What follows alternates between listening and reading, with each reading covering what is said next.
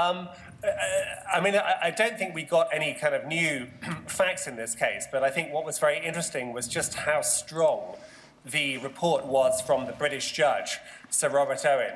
We weren't really expecting that he would say that Vladimir Putin had probably approved Litvinenko's murder, but of course he did.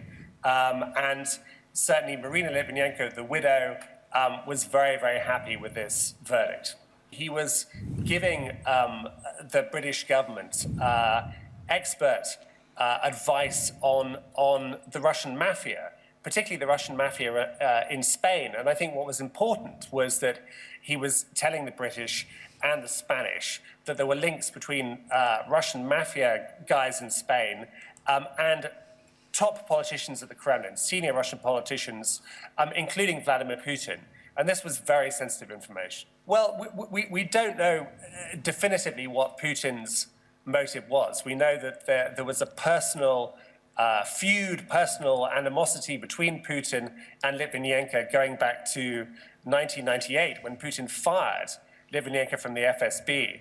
But my personal feeling is I think this Russian mafia in Spain connection was very important because you can say very nasty things about Putin, but what really hurts people at the top of the regime is interfering with their money, exposing their money and exposing them to prosecution in Europe. And I think this probably was why a decision was made to kill him.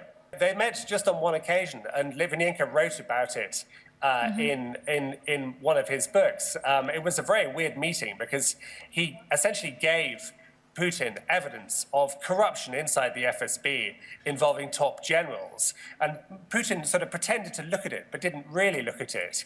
And as soon as Litvinenko left the room, Putin did two things. First of all, he made sure that Litvinenko's telephones were bugged.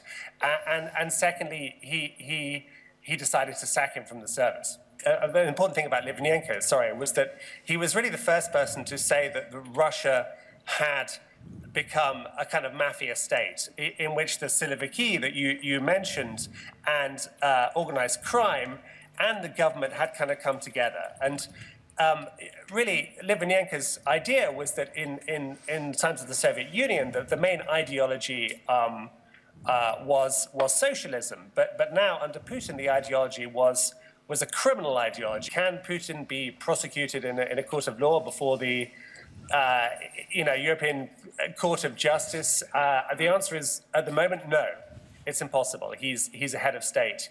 He has immunity. He can't be prosecuted. But, of course, no regime lasts forever.